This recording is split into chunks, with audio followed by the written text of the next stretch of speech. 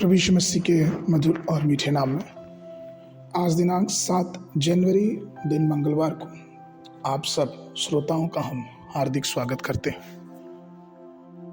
आज के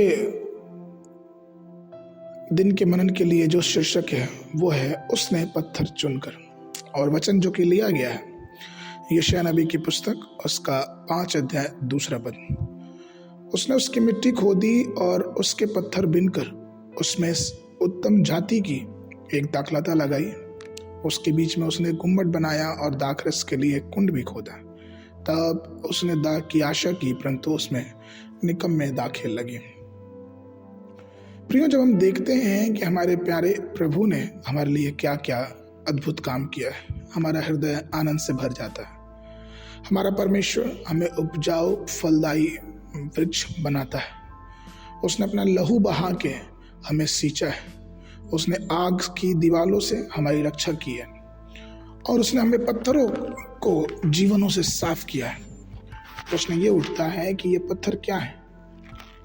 तो प्रियो, ये आध्यात्मिक जीवन में आने वाली रुकावटें हैं जो हमारे जीवनों में आध्यात्मिक बातों को आगे लेके आने में रुकावट बन के काम करती हैं।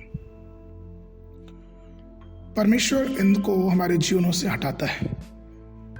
आपने देखा होगा कि जब एक किसान अपने खेत की जुताई करता है और जोतते समय अगर उसे कोई पत्थर या कंकड़ दिखता है तो वो उसे अनदेखा नहीं करता, बल्कि उसे जमीन से हटा देता है, क्योंकि उसे पता है कि ये पत्थर पौधों की वृद्धि में रुकावट बन सकती है। यीशु मसीह ने मरकुस 4 उसके 19 में कहा, और संसार की चिंता और धन का धोखा और वस्तुओं का लोभ उनमें समाकर वचन को दबा देता है और वह निष्फल हो जाते हैं। इसके अलावा वचन ये भी बताता है कि आंखों की अभिलाषा, जीविका का घमंड और शरीर की अभिलाषा ऐसी सब बातें हैं जो आध्यात्मिक जीवनों में बाधा डालती हैं।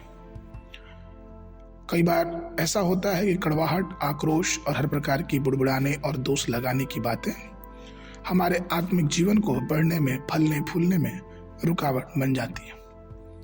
संसारिक धन दौलत, संसारिक वासनाएं, संसारिक झूठ, चोरी, गपशप, व्यर्थ की बहस की बातें, ये सब हमारे आत्मिक जीवन के लिए एक पत्थर के समान काम करती हैं।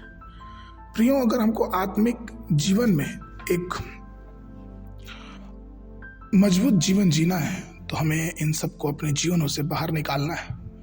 और अगर हम ऐसा करते हैं तो हम ये देखने पाएंगे कि किस प्रकार से परमेश्वर का अनुग्रह और परमेश्वर की आशीष हमारे जीवनों पे बनी रहती है। इसलिए प्रियो, आइए हम प्रभु के हाथों में अपने आप को समर्पित करें, अपने आप को उसके सामने अधीन करें, और हम ये देखेंगे कि किस प्रकार से परमेश्वर हमारे जीवनों से हर प्रकार के पत्थरों को हटाता है।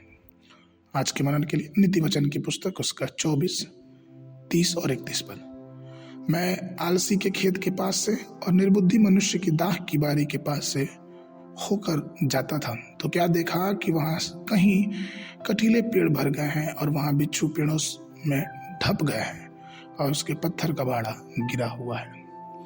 बाइबल अध्ययन के लिए सुबह के समय उत्पत्ति की पुस्तक उसका 18-19 अध्याय और संध्या के समय मत्ती रचित सुसमाचार उसका 6वां अध्याय 1 पद से लेके 18 पद तक।